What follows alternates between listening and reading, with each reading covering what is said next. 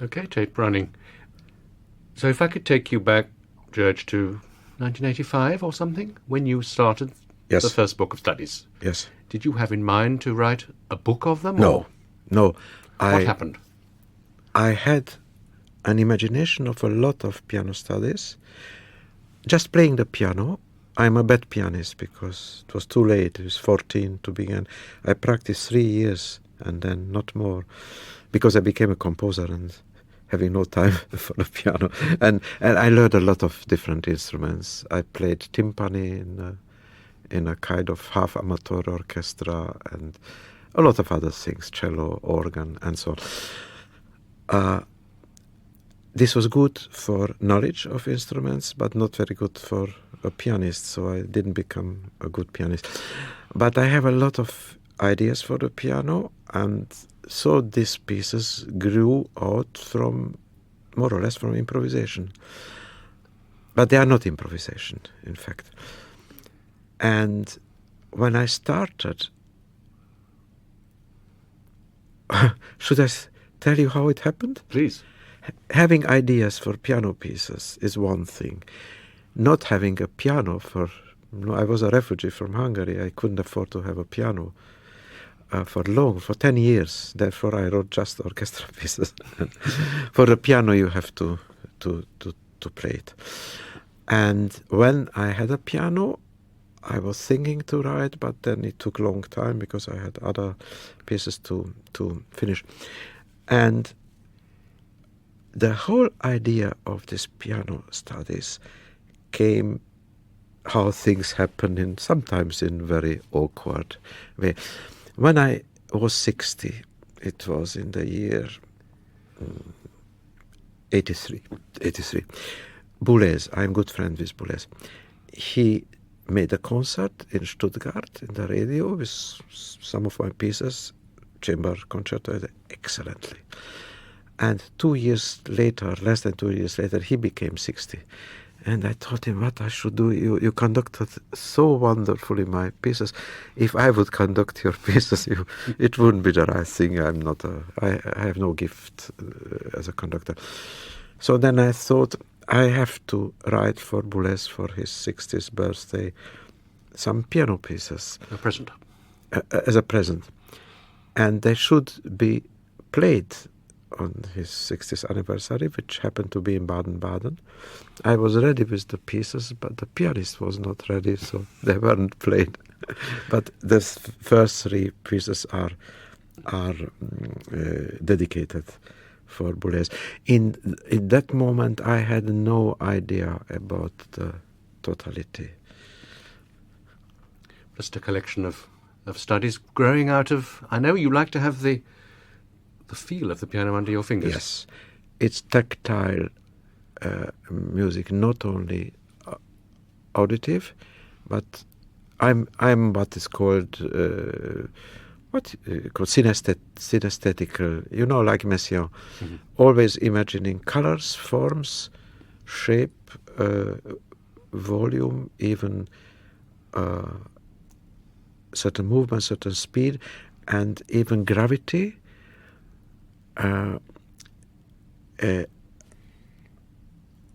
Smell. So all senses are melted together.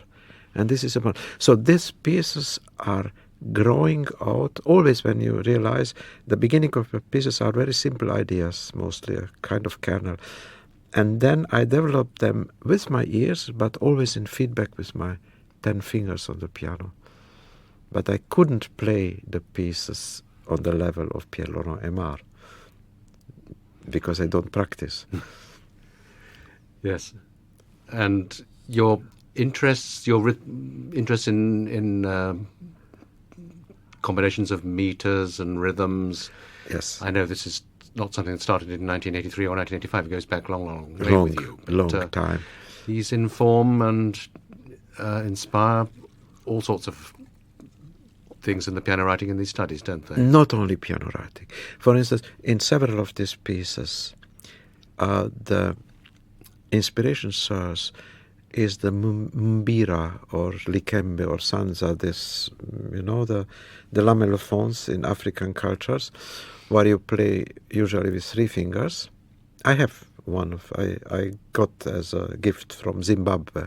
Was invited to come to Harare. I didn't go because I'm deeply interested in African music. So there are different African cultures. I'm speaking now south of the Sahara. South of the Sahara. So yes. because the north is the wonderful, very different Islamic music, but it's a totally different thinking.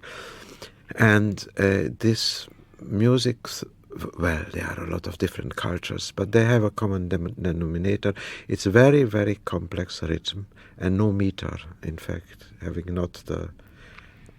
and symmetrical and asymmetrical grids of pulses at the same time. And so this kind of tension between symmetry and asymmetry, which is at the same time, which exists in the European tradition, coming from the measural notation, dividing a unit in 2 or in 3. Well, 6 beats is 2 groups of 3 or 3 groups of 2. Exactly, it's the hemiola, called hemiola. But it was much more complex in the times of Machaut to Dufay. So I began to be very interested in the music of this time, since there are recordings, and since I could see the transcriptions. It's Willy Appel did the Chantier Codex, for instance. A lot of still unknown wonderful composers like Solange, Galliot, Suzet. Oh, I have to avoid name dropping here. Between Machaut and Dufay. And the greatest may be Cicconia. I wonder whether you agree with my value. You know far more about the field than I do, I think, but yes. Fine. So Cicconia, it was just these things happen by chance. Oh, I think it was in late 70s. I bought a record in the EMI Reflexes series, their early music, and it's Thomas Binkley, American. I don't know him personally. And it was a record with Cicconia, mostly three part, and it's around 1400, and the most complex music and wonderful music, very little known. And because Machaut lived very long, he had a flair for advertising already. Yes, having wonderful editions and just copying it, because no printing in those times. And then Dufay also had a long life, 100 years later. So they achieved something wonderful. And many other composers had a very short life. So they have a couple of pieces and which were not known. Now they, due to the several, especially British concerts, yes, with this we know, these pieces very gradually, it's like a virus infection, goes to France now. It's mainly French music, in fact, but better known in London. And it was just a chance that it began to appear record. It was before the CD word, LP. And I became so very, very, very interested in Cicconia. And then when I'm interested in music, I want to see scores. I had some photocopies for libraries, and some were printed already, but you cannot buy it. And then I began to read about this, and then reading about other names. And one name, it's a chain reaction. Leads to another. What, sorry? One name leads to another. One name leads to the other. You make discoveries, yes. Yeah, so they were absolutely unknown for me. And I began to be very interested in this very, very complex metrical and rhythmical world, which began with before Machaut and Vitry, in fact, but had the great composer was Machaut. But then came afterwards a lot of people who survived the terrible, disease in the middle of the 14th century. The Great Plague, yes. Yeah, like Machaut survived. All were born just afterward, and made wonderful and complex music, difficult music. Wouldn't be business today. And there were always very small circles, and we owe this, for instance, for the popes in Avignon. Yes. And for the king of Aragon in Barcelona, and it's just chance. Yes. Then another king came, and people left because the sponsoring was over. So it's like today. Going back to the studies, could I ask you, as somebody who's had the music under his fingers to some extent, as you have, how the first one works? What does the pianist have to do? The first study, Desordre. you mean, Yes. Desordre. This was my first piece and one of the most difficult. I had the idea to have two different tempi more than this, to have certain patterns who are in order and then they became shifted. And whether it's possible to do it with a living pianist. Nenkero did it for player piano. I was deeply influenced. This is also a very, very strong influence. For myself, I discovered the existence of Nankaro by chance in 1980. I never heard about it. Very few people No knew one him. had in those days. Yes, in the United In States, States, yes. but- Elliot Carter knew him and John Cage knew him. They made some dances. Merce Cunningham made that. But nobody spoke about, and not in Europe. There were a couple of people knowing, European people. But, so, in this case, I was a kind of publicity, public relation person for Nankaro, because I was so, it was a chance. I saw a score in a catalogue of an exhibition of mechanical instruments in Berlin. I wasn't there, but by chance I saw the catalogue. It was a page of score of Nankaro, written in normal notation, but piano music which nobody can play. One of his studies for player piano. Yes. And I was amazed, this music. Of course, I can see a score and can more or less imagine how it sounds. So this kind of rhythmical, folly, I never could imagine it. It's not possible to be performed by a human being, but mechanical piano, player piano can do it. So the name Nankaro was in my brain, but I had no possibility to hear something. And half year later, this was in February 80, and in summer 80, I was in Paris by chance, always going to FNAC, because they have, like Tower Records in London, they have a lot of records which, for instance, Germany, you cannot find. And of course, I went there to buy Messiaen, and I was interested in his piano music, and I found it. And then, of course, Vanity took me to look after my name, and it's in the section contemporary music, of course. Messiaen already was in the normal alphabetical classic, but I was still contemporary, I still am. And I looked whether they have records of my music. Yes, they had. And I just went, because it was alphabetical, and L, M, and then there were two Nankaro records, and bought them. And this was a chance. If I wouldn't see the score, this name would say nothing. And Nankaro was last time in Europe when he was a fighter on the Republican side in Spain against Franco, being an American honest communist. And, in 36, 37, Yes. in outside of the Soviet Union, you could believe in communism, inside not more, but this nobody could know outside. And so this music made a terrible, terrible, deep impression on me. Oh, people here in Europe have to invite Nankaro. He was about 70, living in Mexico City, I had no idea about where and how. And then everything is chance.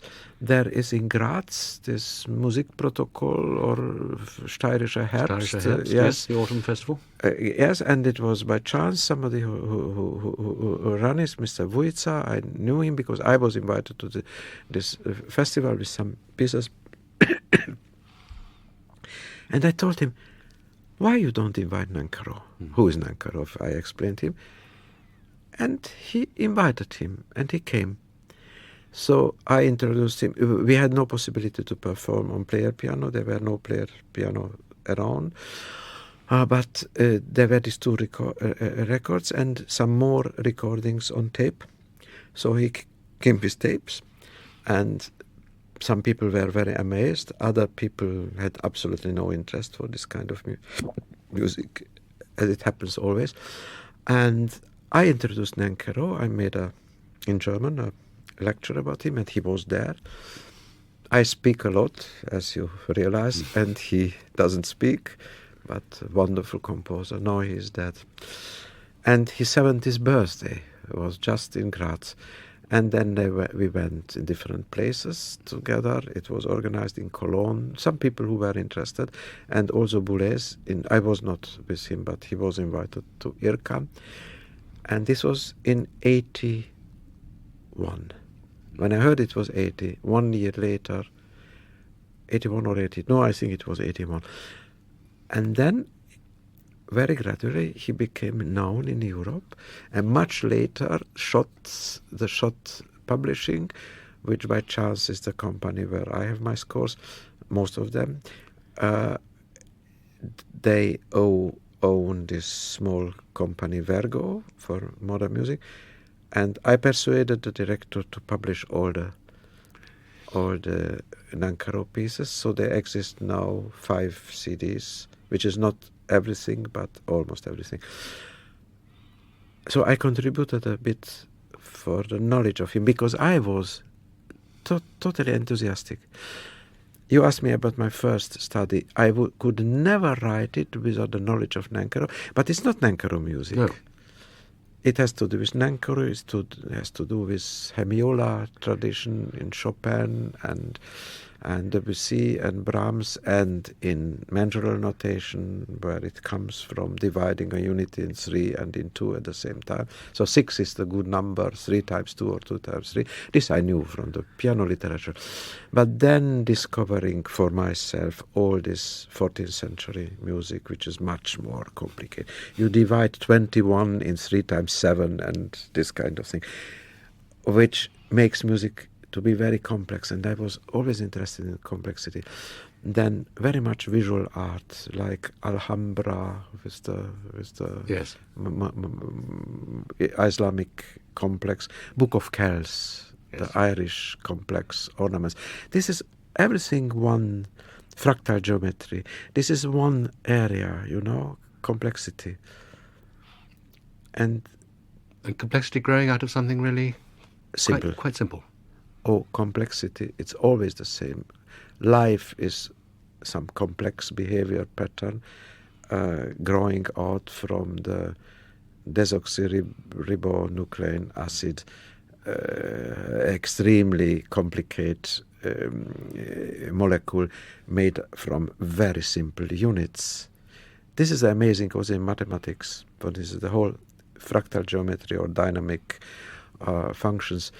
You have a very simple equation or function, then you calculate, you put the result of the calculation on the place of I don't want to go through the radio in mathematics, very simple mathematics. So you repeat a certain calculation many times, million times, as many times, which is possible with fast computers. And the result is something totally new. It's what's called fractal geometry, yes. Which became a sport today. But yes, quite.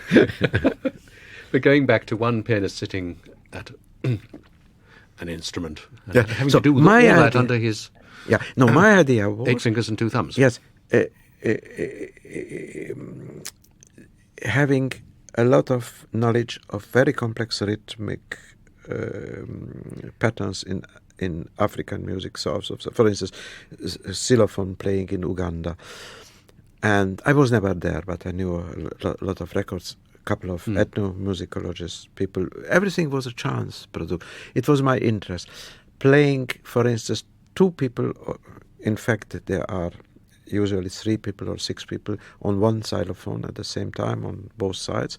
And what they play is very simple, but the combination of the patterns, it's like the DNA molecule. It's simple basis and very complex result.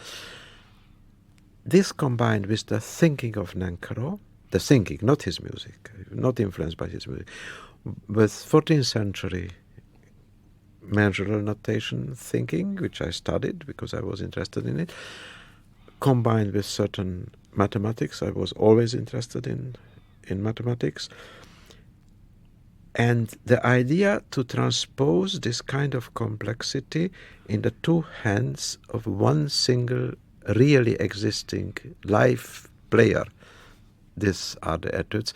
And the first one, Disorder, is already in middle of this total. If you listen to it, you don't understand. The pianist doesn't understand, he just plays.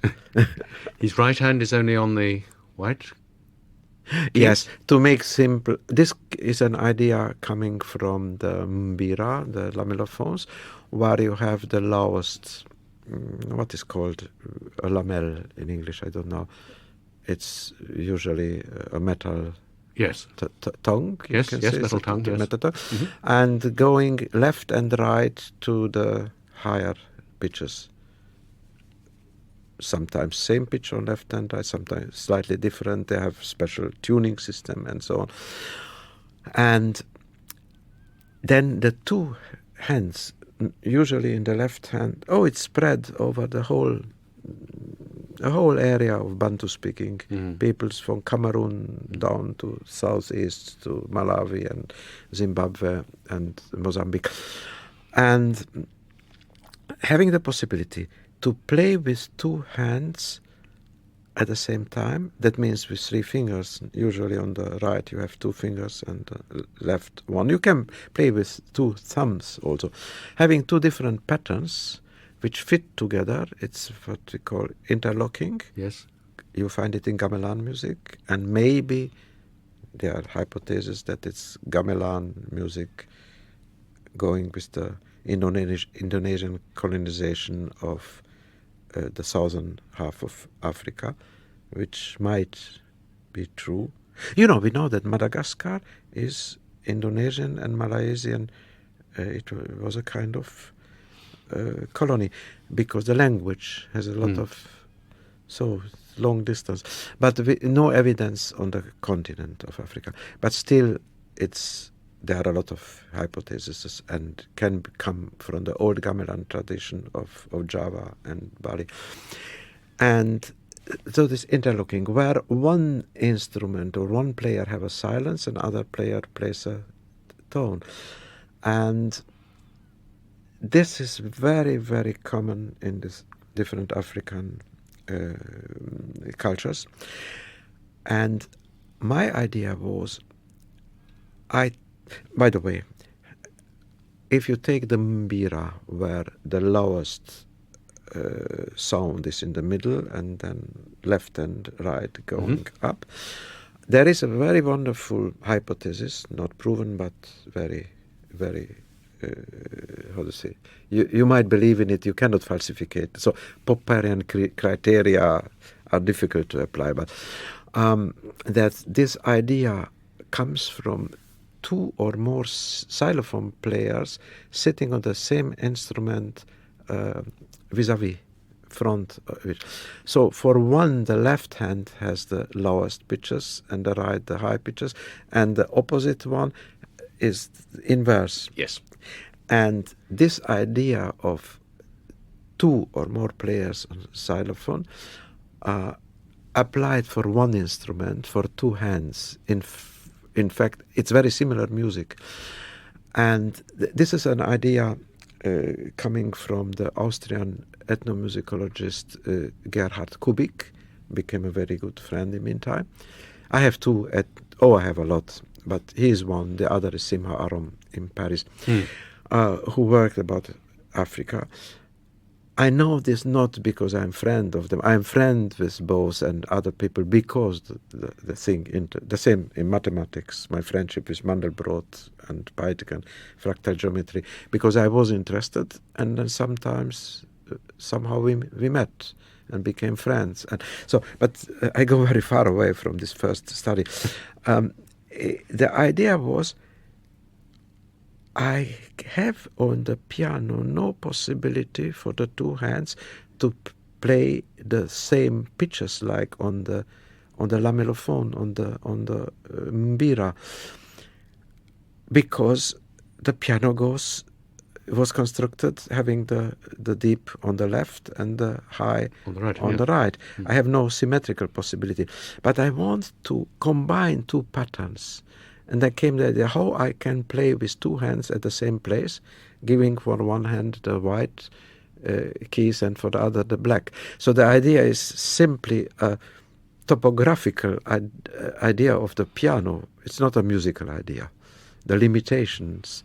So then I decided diatonic scale in the right hand, pentatonic in left hand, and together they give chromatic total, but not the 12-tone chromaticism, different kind. And then in the third of the studies, in the first book, yes, let's have some more water. I was just going to... Thank you, George. Sorry, I'm so tired. No, it's lovely. No, I have worry. No system. You have to cut out yes. Alan a lot. We'll. I give it to you. You can just following on from what you were saying. Can I ask you about touche bloquée? Because that's another idea, isn't it? Yes. In fact, it's not my idea. I read it in the. I did it before. I did it in Volumina in this organ piece in 61, 62, because it begins all the keys depressed, all the registers in the organ. It's just, and then everything sounds together. And then releasing this idea. This idea was partly my idea and partly Velin, the Swedish organist, because we were together. So I don't know whose idea was. It doesn't matter. Together. There are a lot of things which you do together, experimenting and so. And a bit later I read an interesting, it was also early 60s, but after Volumina, 63, 64, an article in the magazine Melos, the German magazine, of a pianist who is Henning Siedentopf, I think. I never met him, I don't know him. I have no idea who he is. And he wrote about some ideas, but not a composer, a pianist. Maybe we could reach very complex rhythmic patterns, but depressing some keys, which was known since Schumann in the end of Papillon. Papillon, yes. But it was a different idea to release one after the keys, so we have harmonic spectra sounding while and then vanishing. But in Siedentopf's article was the idea to change the keys during you depress. You depress them silently. Silently, no sound. So it's not the Schumann effect for resonance. It's to have gaps.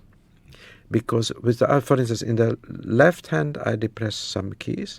I play in the right hand a very fast whatever figuration on sounding keys and non-sounding keys. Then the non-sounding keys automatically will produce silence. And it can be so intricate that a living pianist cannot do it, but he can do it with this. So it's a kind of trick, if you want, a technical trick. You make, painting on the wall using certain, this kind of cliches. Yes. What is called? It's sort of... a frame, a tracing, yes. Yeah, there is a name for it, but yes. My English is not good enough for it to find the word. And then the color will go. You have the color, and where the color is not, then the wall is white, and you have a kind of negative. You see, and so you have a kind of negative music. You play these depressed keys with one hand, and this was the idea. But I already used it in 76. I wrote 3 pieces for 2 pianos, and in the middle piece, there is always with the left hand depressed keys, and with the right playing. So the 2 pianists are 1 pianist with 2 hands. But they can produce extremely complex rhythm. So this complexity didn't begin in 85 with the first Etude des Ordres, began much earlier. Also my harpsichord piece, Continuum, which is 68, much earlier. Oh, there are a lot of trends, you don't know even who works in which area. I wrote maybe the first music piece which has very, very strong links with a whole new part of mathematics, which is this chaos theory or dynamic systems, or fractal geometry is in fact the same, which was developed during the 60s and 70s. And the Requiem, the Kyrie of the Requiem, I just wrote it at the same time in 64, when Edward Lawrence, meteorologist in Cambridge, Massachusetts, that means on MIT, published his first and absolutely, opening the whole world on strange attractors, a new world of geometry. But he's a meteorologist. I never met him, by the way. And this article was published in a Swedish journal. I don't remember the name. And then the next article in English one, Studies of Meteorologic Studies. Journal for Atmospheric Studies. Just in the time when I wrote Atmosphere. So it's just a chance. Yes. But the same interest in complex patterns, which are half disorder, half order. So in fact it's the same thing.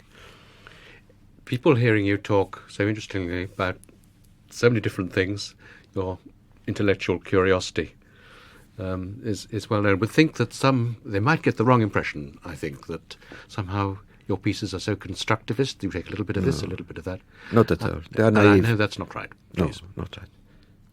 You tell. I speak too much. Stephen, please speak. You explain. Well, everything comes from a poetic or a musical idea, doesn't it? Yes. It's not science. I'm deeply interested in science and a lot of other things, not only science, even in music, as you hear, and politics and history and many things. But especially interest in physics and certain areas of math, because mathematics. I'm not a mathematician, but interested in mathematics and having a lot of ideas in music, but not on a mathematical basis. I have to tell you something, because now becoming more known and older, I get a number of doctor theses, yes, especially from American universities. Everywhere, everybody finds the golden section, that means the Fibonacci numbers, in my music. Landwehr found it in Bartók. I used to be very. He's died in meantime. A very close friend with Landwehr, and in Budapest, I was in my late 20s, and he too. I believed what he calculated in Bartók.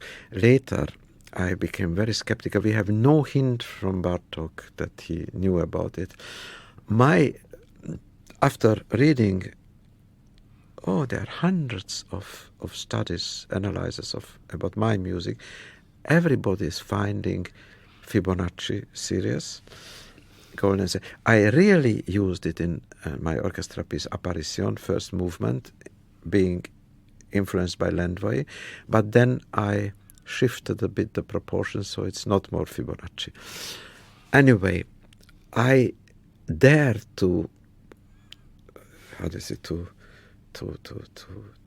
say to announce my hypothesis in places where there are very, very different relationships and proportions.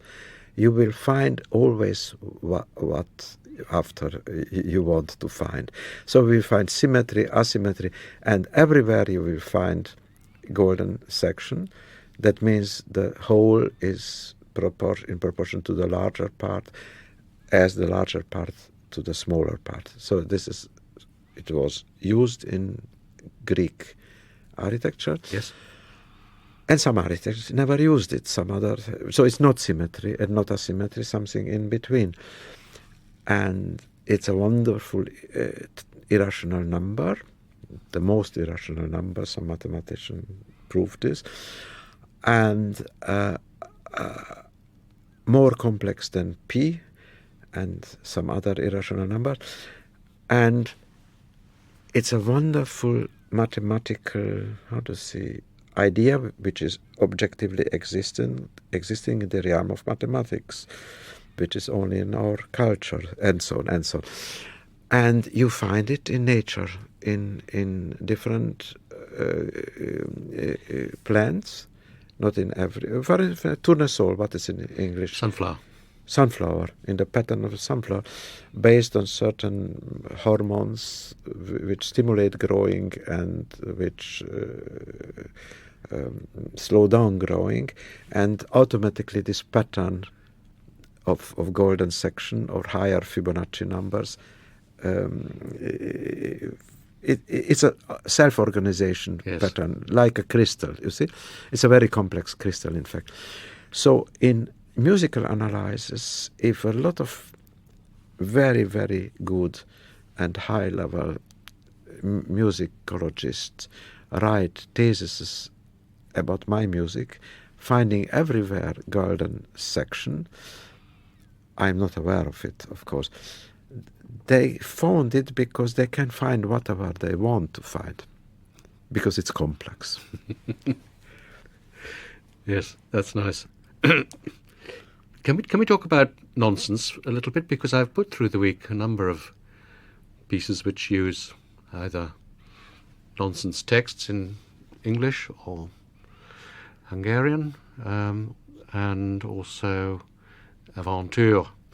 Could we just talk a little bit about the nonsense madrigals now, the 6 which are now complete, which are being heard, all 6 of them, in the first programme?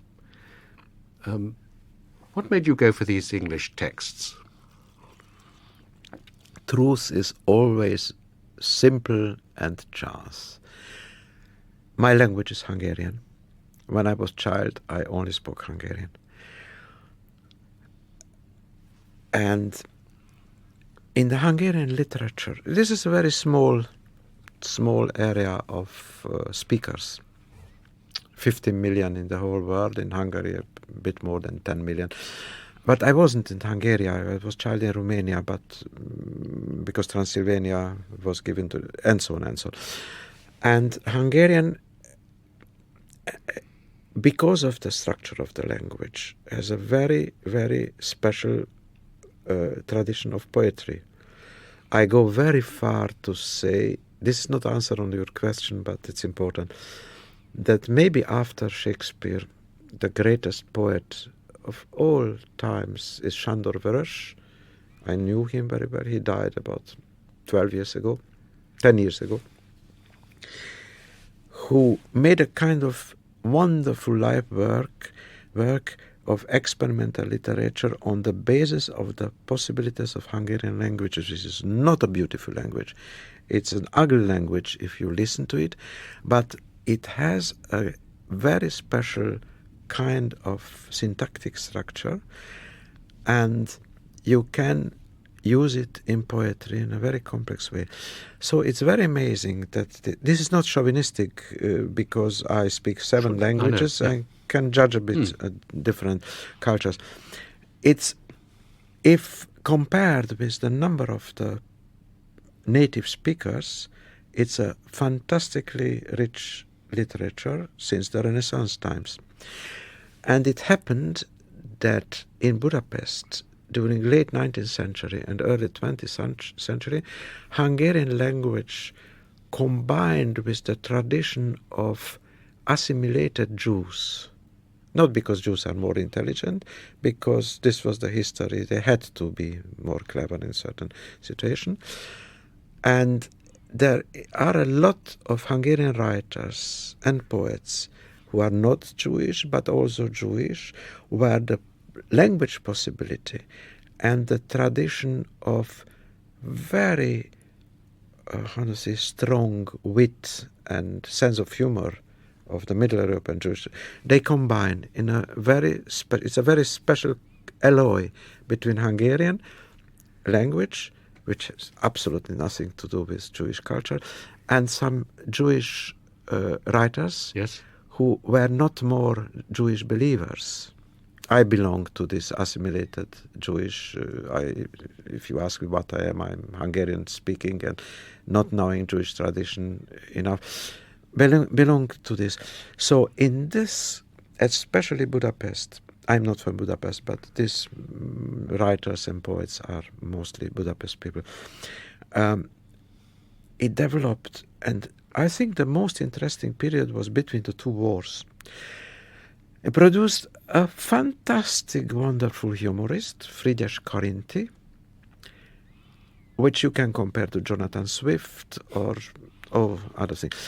And he and his friends developed a nonsense literature and poetry called Halanja, which by chance is very close to Lewis Carroll's nonsense poetry.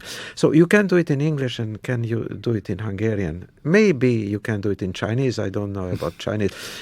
In no other European language. Why? English is also a language composed from so different languages, Hungarian also, and the words become short. And substantives and verbs are the same word in English many times. This is in Hungarian, very similar. So the possibility to make nonsense poetry in these 2 languages is easier. In German or in French, you cannot do it because you have the endless prepositions and constructions.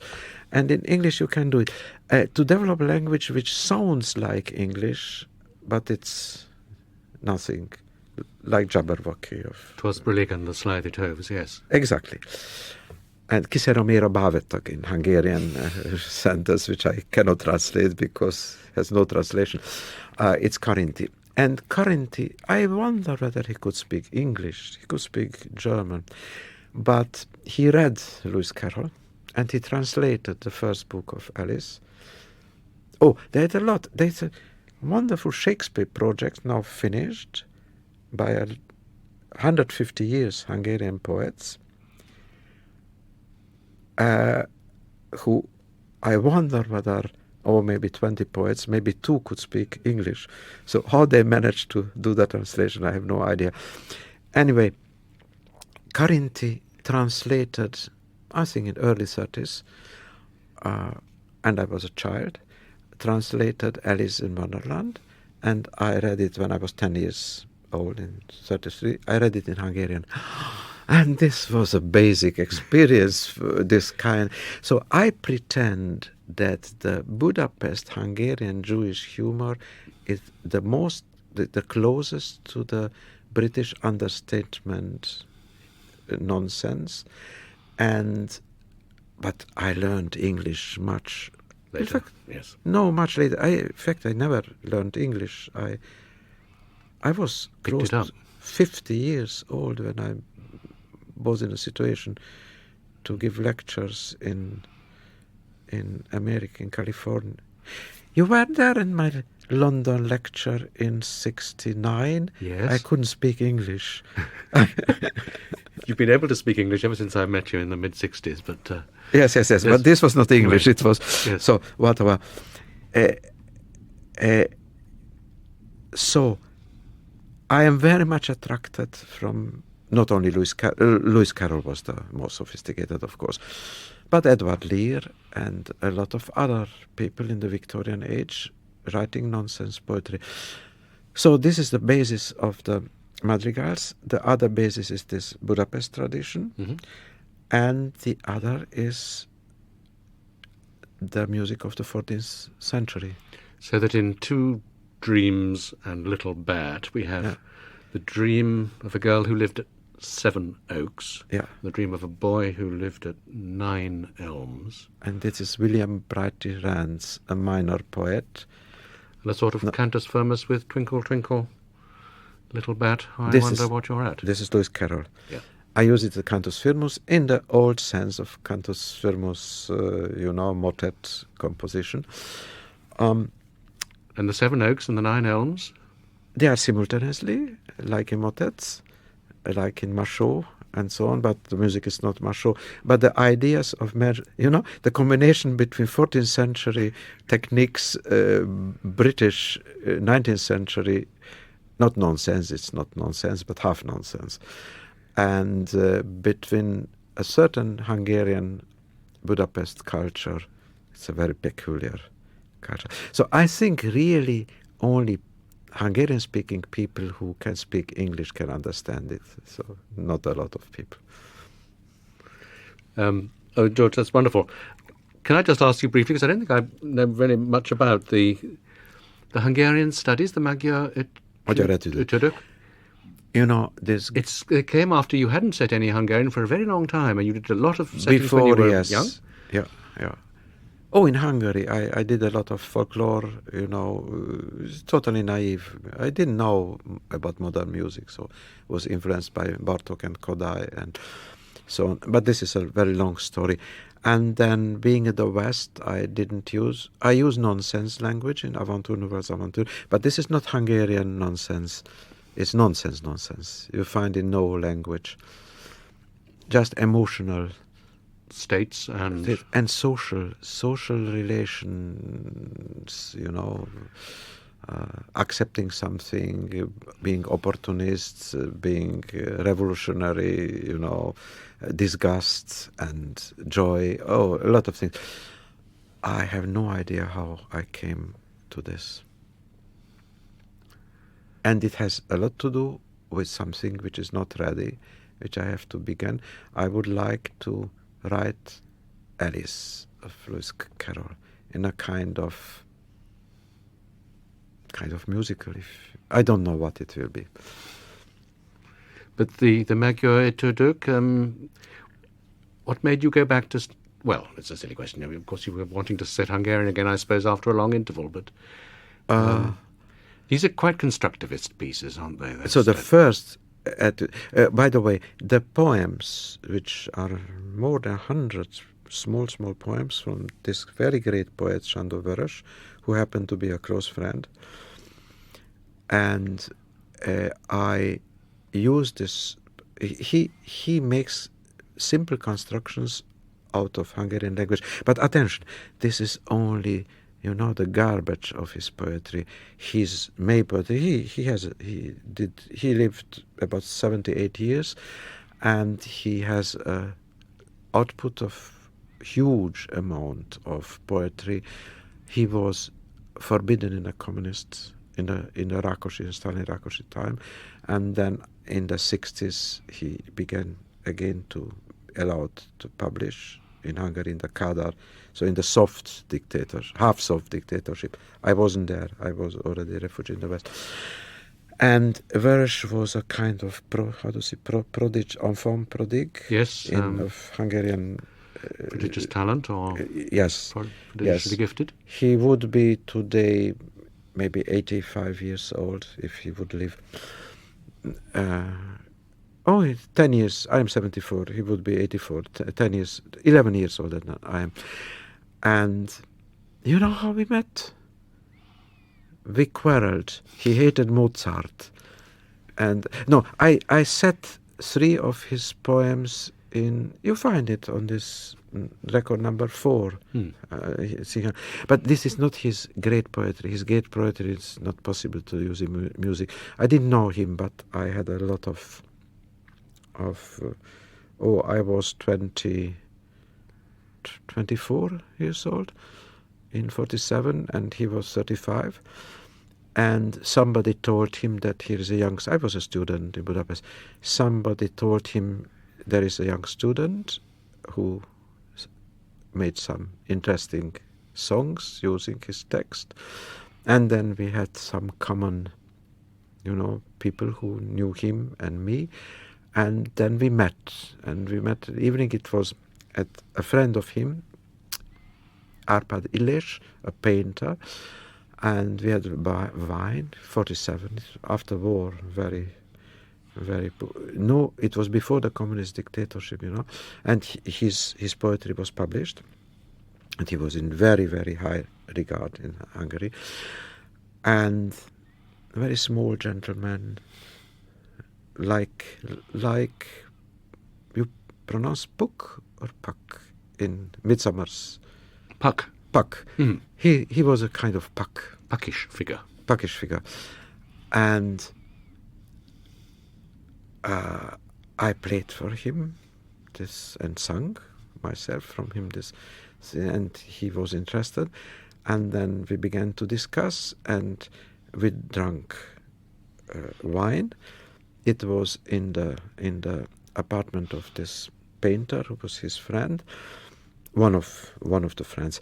And then we began to quarrel because he hated Mozart. For him, Mozart was nothing, and for me, Mozart was Mozart. And then, in a situation of a lot of wine, we began. When you have a battle on the street, we began to fight. Yeah, shouting, and we began to fight, and we were drunk. All 3. So I am very sorry. He is very small and I am middle range. So I was much stronger. And he is one of the greatest poets not of the Hungarian literature, of the all literature, I pretend. Nobody who cannot understand Hungarian will believe this. But this is one of the existing truths. So I was always very, very attracted to his poetry, but he has a kind of mythological poetry. He invented religions and countries, planets, solar systems, and made something totally wonderful, which has nothing to do with reality, with science. Totally poetic. I think. This is an important question. I think my piano etudes, piano studies, are influenced by the poetry of Verge. I never, just this moment, this idea comes, because he made a kind of construction from language, which is not construction, in fact, which is free imagination, but using what you called in the clock you have this... The coil spring, No, the balancing mechanism, or no, the round. I don't know the English word of it. We don't speak about this. So his poetry is highly constructivist, but without construction. It's free poetry, using all the possibilities of the language and rhythmical, metrical possibilities. Hungarian are amazing because you can write in the Greek and Latin meters. You can write in bars, 4+4. Yeah, every rhythmical possibilities you can use because you are not bound to prepositions. You can put in a word a whole sentence by agglutination. So it's a special, maybe in Turkish it exists. In Finnish it exists, which is close to Hungarian, but less complex. And So the way how Veres thought in poetry, in language, I am thinking in music and feeling the piano keys. It's very, very close. Maybe he was one of my main teachers. Yes. So that when you give some of your piano studies, I'm thinking of Fem, a Hungarian name. I probably haven't It has pronounced nothing to do with Veres. No, nothing to do with it, but that sound of Hungarian This is sound of Hungarian. is It's important to metal. your music, even Yes. kind of music. Oh, I'm very close, very deeply bound to the Hungarian language. It's very good to know a lot of cultures, a lot of languages, because you see in you have the relativity of. So this is a good side of being a refugee or an émigré, because it has very sad aspects, but it has certain aspect that you regard your own language as one of the many possibilities. I think on Bantu languages, I don't speak them, but the close connection between language and music, because it's intonation language and rhythm. You can speak through rhythmic patterns on a drum, and people will understand. Chinese and Vietnamese are intonation languages, but you cannot speak through music because it's a different. But in Bantu, and not only Bantu, also some other African languages, I speak no of them, but I know quite a lot about African music and thinking patterns, also in visual art, in textile, structures, Yes.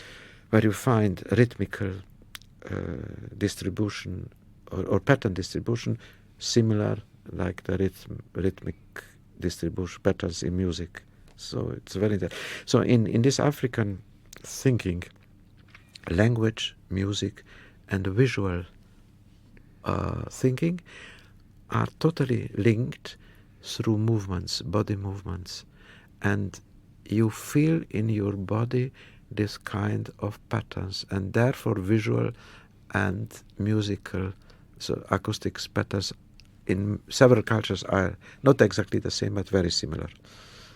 Mm. But going back, if you ask me why I choose again Veres, small, you never will judge Veres after the small things. It's like I would write one note C on a music paper. It's nothing. Yes. His large poetry, which is huge, and it's like Dante or like Shakespeare. It's inimaginably rich. You don't set it in music. It's useless. I always was attracted by these constructions, and his very small poems, this experimental. Oh, it's experimental, close to Joyce or to. He has a side, Veres, which I only know one poet in other languages. It's René Char in French poetry. Coming from Mallarmé, already Mallarmé had a kind of abstract, un coup de dé. Yes. And René Char, and then going direction Michaud. But René Char, I think, was stronger. Veres has a side which is close to René Char, only René Char, being French, has this French tradition of, it's always half abstract, and you learn in school rhetoric, poetic, and so it's a very different kind of thinking. Whereas in Hungarian, everything is very concrete. You can take it in your hand, these words. So Veres poetry is, a part of it is nonsense, but the nonsense having a total clear content. And I use some of these small half-nonsense poems for a chorus in a very constructive. The first etude is extremely constructivist in in the tradition of if you want, of Machaut. Sort of a mirror canon, isn't it? It's a very complex mirror Yes, canon with yes. diminutions and with proratio major, proratio minor, so all the educated stuff which I studied in late Renaissance, in early Renaissance music or late medieval. You can denominate it as is in it, but it's very. This is a very abstract. It's a total constructivist. Also, the influence of Boulez of structure and is very strong in it. It's also a humoristic piece, making fun from the serious constructivism of my composer colleagues who believe still in this utopia of avant-garde, Yes. of constructivist avant-garde. We have also deconstructivist avant-garde, which is John Cage, and so this is something different.